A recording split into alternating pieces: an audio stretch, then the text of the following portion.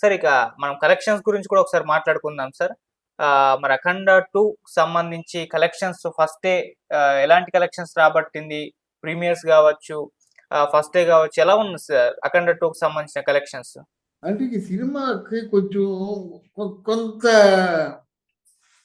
వెసులుబాటు ఇవ్వాలి. ఎందుకంటే సినిమా 5వ తారీఖున రిలీజ్ అవుతుంది అనుకున్నటువంటి సినిమా 12వ తారీఖు వచ్చింది. అది కూడా సినిమా రిలీజ్ అవుద్దో తెలియని అంటే ఆ పరిస్థితి. అందున రిలీజ్ అయినప్పుడు కూడా మన హైదరాబాదు హైకోర్టు ఇది నిలుపు చేయమని చెప్పేసి వాళ్ళు నోటీస్ ఇవ్వడం, ఇవన్నీ అనేక కెలామిటీస్, అనేక బాధల మధ్యలో ఈ సినిమా వచ్చింది కనుక కలెక్షన్స్ మీద మనం ఊహించినంత స్పీడ్గా కలెక్షన్స్ వచ్చే అవకాశం లేదు. అక్కడ అమెరికా లాంటి దేశాల్లో అంటే వాళ్ళు ముందుగా ప్రిపేర్ అయిపోయారు. అక్కడ ఏ ప్రాబ్లము లేదు కనుక వాళ్ళు హ్యాపీగా చూడగలుగుతున్నారు.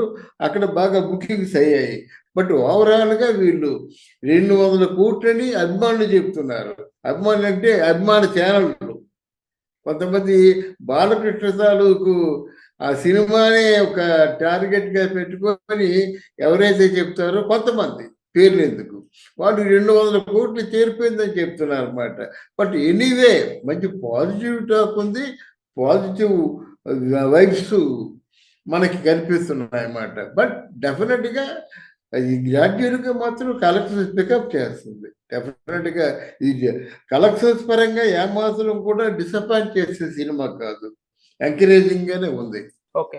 అంటే సార్ మన దగ్గర ఓకే, చాలా బాగా ఆడేస్తుంది, మంచి పాజిటివ్ రివ్యూస్ వచ్చాయి. మరి నార్త్ సైడ్‌లో, బాలీవుడ్‌లో, హిందీ మార్కెట్‌లో ఎలాంటి రెస్పాన్స్ వస్తుంది? అక్కడ ఎలా పర్ఫార్మ్ చేస్తుంది సార్? నార్త్ సైడ్ కూడా బాగుంటుందండి.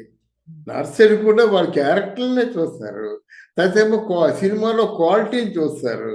ఈ క్వాలిటీ, క్యారెక్టర్ తాలూకు పెర్ఫార్మెన్స్ 2 కూడా చాలా బాగున్నాక నేను డెఫినెట్గా నార్త్ మనకి ఏమి డిసప్పాయింట్ చేయదు.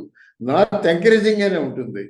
చూడండి, మీకు యాక్షన్ ఫిల్మ్స్, ఇటువంటి ఫిల్మ్స్ ఏది కూడా మీకు మిస్ఫైర్ అవ్వలేదు. ఈవెన్ కార్తికేయ 2 కూడా మిస్ఫైర్ అవ్వలేదు. అంటే ఏదైనా కొంచెం ఏమైనా సినిమాలో విషయం ఉండి, సినిమాలో పెర్ఫార్మెన్స్ బాగుండి, సినిమాలో కొత్తదనం ఉన్నట్టయితే డెఫినెట్గా ఆ సినిమాకి ఆదరణ చూపిస్తారు వాళ్ళు. ఓకే. సార్ భారీ కలెక్షన్స్ అంటే ఇంతకుముందు మనం డిస్కస్ చేసినట్టు 500 లేకుంటే 1000 కోట్లు కలెక్షన్స్ రావాలంటే అది ఖచ్చితంగా నార్త్ ఆడియన్స్ దగ్గర నుంచి రావాల్సైతే ఉంటుంది. 'పుష్ప 2' గావచ్చు, 'కేజీఎఫ్ 2' గావచ్చు, ఇవన్నీ అక్కడ ఆడి భారీ కలెక్షన్స్ రాబట్టే మరి ఇప్పుడు 'అఖండ 2' కూడా అక్కడ పర్ఫార్మ్ చేసి 500, 1000 కోట్ల క్లబ్‌లోకి చేరే పరిస్థితి కనిపిస్తుందా సార్? అంటే చూడాలండి. ఎందుకంటే ముందు వచ్చిన హైప్ ఆ విధంగా కంటిన్యూ చేయనట్టయితే ఆ స్పీడ్లో ఉండేది, కానీ కొంచెం డిసప్పాయింట్స్ వచ్చాయి కదా. కానీ ఇప్పుడు రిలీజ్ అయ్యింది. మనం అనుకున్నది ఏమిటంటే జనరల్గా ఫస్ట్ డే రిలీజ్ అయినట్టయితే ఏదైనా 100 కోట్లు అంటే బాగా సూపర్ హిట్ సినిమాలకి వచ్చే కలెక్షన్స్ 100 కోట్లు ఉంటాయి. అలాగ వస్తుంది అనుకున్నాము.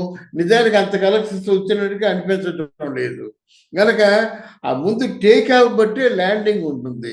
టేక్ ఆఫ్లో కొంత డిస్టర్బెన్స్ వచ్చింది. బిగినింగే 100 కోట్లు వచ్చింది అనుకోండి, అటువంటి 100 కోట్లు వరుసగా 3-4 రోజులు వచ్చినట్టయితే 500 కోట్లు అయిపోతుంది అక్కడికి. తర్వాత ఏమో it may gradually it may reach 500 crores club and it may reach 750 to 1000 crores club అన్నమాట. అది లేదు కదా, ఆ జోష్ కొంచెం సడలింది. మళ్ళీ ఏమైనా బాగా పెరిగినట్టయితే మాత్రం డెఫినెట్గా మీరు చెప్పినట్టుగా నార్త్లో కూడా మంచి రెస్పాన్స్ వచ్చినట్టయితే మనం అనుకున్న టార్గెట్ కొంతవరకు రీచ్ అయ్యే అవకాశాలు ఉంటాయి. అది సార్ మెయిన్ గా మరి ఇప్పుడు తెలుగు రాష్ట్రాల్లోనే 'అఖండ 2' హవా నడుస్తుందని చెప్పుకోవాలి. మరి తెలుగు రాష్ట్రాల్లో ఈ సినిమాకు సంబంధించి ఇండస్ట్రీ హిట్ గా ఈ ఇయర్ లో నిలుస్తుందా? అంటే సంక్రాంతికి వస్తున్న 300 కోట్ల క్లబ్ లో ఉంది. ఓజీ సినిమా కూడా 300 కోట్ల క్లబ్ లో ఉంది. ఇప్పుడు రెండింటిని బ్రేక్ చేసి 2 తెలుగు రాష్ట్రాల్లో 300 కోట్ల క్లబ్ లో ఇది చేరి వాటిని బీట్ చేసి ఇండస్ట్రీ హిట్ గా నిలిచే అవకాశాలు ఉన్నాయా సార్? డెఫినెట్గా బీట్ చేస్తుందండి. డెఫినెట్గా బీట్ చేస్తుంది. వీళ్ళు చెప్తున్న వాళ్ళేమో 200 కోట్లు చెప్తున్నారు. అది అవునన్నా కాదన్నా సరే, బట్ డెఫినెట్గా 300 కోట్ల క్లబ్ను మాత్రం డెఫినెట్గా ఈ సినిమా ఘంటాబద్ధంగా చెప్తున్నాను, కావచ్చు రాసుకోండి. ఎందుకంటే అఖండ 2 మాత్రం డెఫినెట్ గా 300 crores క్రాస్ చేస్తుంది, 500 crores రీచ్ అవుతుంది అనమాట. దాంట్లో ఆ పొటెన్షియాలిటీ ఉంది, కథలో కొత్తదనం ఉంది. ఇతర భాషల వాళ్ళు చూసినప్పుడు కూడా ఈ కథ మనకి దేశ సమైక్యత, హిందుత్వం, సనాతన ధర్మం, మళ్ళీ ప్రజల తాలూకు రక్షణ, ప్రజల తాలూకు రక్షణ కోరడం ఒక సాధువుల తాలూకు లక్ష్యం. ఒకవేళ ఈ లక్ష్యం నెరవేరిపోయినట్టయితే శివుడే సాక్షాత్తు దైవానాం మానస రూపేణ అంటారు కదా, శివుడే ప్రత్యక్షమైనట్టుగా, అంటే శివుడే ఈ కార్యక్రమాన్ని నెరవేరుస్తాడన్నట్టుగా కథను అల్లుకోవడం డెఫినెట్గా కథను మనం చాలా హ్యాపీగానే ఫీల్ అవుతున్నాను నేను. ఆ కథను మనం ఎప్రిషియేట్ చేయాలి. Okay sir, right. Thank you so much sir. Thank you.